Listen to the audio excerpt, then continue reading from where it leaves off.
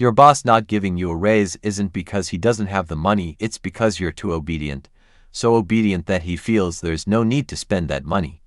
In the summer of 2025, a user named LoyalNamor posted on Reddit's r/jobs subreddit, and it exploded.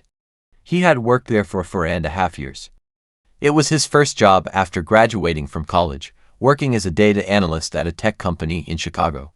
9 to 5 every day, delivering excellent work, indispensable to the team. New colleagues came to him when they had questions, and he patiently taught them. When projects were short-staffed, he stepped in. Whenever the boss assigned extra tasks, he would say sure thing and take them on, never once asking for overtime pay. He thought he was being smart. He believed that loyalty would be noticed by the company, and one day it would turn into real money. Over those 4.5 years, he comforted himself repeatedly. This year's performance was good.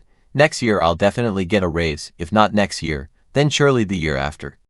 Until one day, in the break room, a new colleague doing exactly the same work, with 2 years less experience, casually mentioned his starting salary. He did the math in his head. It was 20% higher than his own. 4.5 years. A new hire, 20% premium. He wrote in his post, "That's when it hit me, loyalty doesn't get rewarded, it gets exploited." Thousands of comments flooded in. Some said they had worked for 8 years, yet newly hired contractors were earning more than them. Some said they were top performers with a 4.2% raise, while a colleague who had been coasting for 3 years got a 50% match the moment they brought in an external offer. Another employee with 20 years of experience simply replied, "Definitely doesn't feel like they care at all." LoyalNamor eventually left the company. His next job came with a 35% raise. But the most brutal part of the story wasn't that he got a raise after leaving, it was that after he left, the company split his workload among 3 people. And one of them started at a higher salary than he ever had. This is the truth: the longer you stay in the same role, the more your loyalty starts to look like a joke. Why does loyalty not only fail to help you get a raise, but actually hurt you? Because most companies' compensation systems were never designed to reward loyalty, they are designed to manage risk. What does that mean?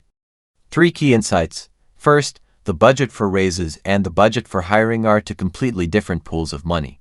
In 2025, the average performance-based raise for U.S. employees was only 3.2%, not even keeping up with inflation. At the same time, if you switch jobs, the average salary increase was over 6%. Over the past 3 years, job switchers saw cumulative salary growth of 35%, while those who stayed averaged only 18%. The same boss gives completely different answers to the same employee. You want a raise? Then come back when you have an external offer. Because if you don't ask, your salary stays locked within the company's existing budget, but once you bring an offer, you automatically enter the retention budget channel, which is usually much larger. Second, your internal value and your external value are not the same. A U.S. recruitment platform found that among jobs paying over $125,000 a year, in 83% of cases, long-tenured employees did not earn more than newly hired peers. In 30% of high-paying roles, more experienced employees actually earned less than newcomers. Why? Because internally, your value is known. Your boss knows you work hard, knows you're obedient, and knows you won't leave. But in the external market, your value is unknown and negotiable. Interviewers only see your resume, your skills, and your scarcity in the industry. These two valuation systems are not even on the same scale. Third, it's not that your boss doesn't appreciate you, you're just too easy to manage. This isn't an insult. It's a cold business observation. In a 2025 survey, over 40% of employees hadn't received a meaningful raise in more than 2 years. At the same time, 61% said that due to fear of layoffs and job loss, they were willing to accept little or no raise. Fear makes most people choose silence. And silence is exactly what bosses want to hear. Think about it: if every year you proactively reported your achievements, organized your data, brought in external offers, and clearly told your boss, "I have value, I'm not cheap, and I have options," would he pay you more? Not necessarily. But if you do nothing and just keep working quietly, he definitely won't. This isn't speculation. It's data. Evidence 1. In 2025, although 95% of companies gave raises, Only 15% offered company-wide increases. In more than half of companies, fewer than half of employees received raises. And in 31% of high-paying roles, new hires already started above existing employees. Evidence 2, the average performance-based raise in 2025 was 3.2% to 0.1 percentage point lower than the previous year. Meanwhile, 64% of employees believe that strategic job hopping is the only way to significantly increase salary.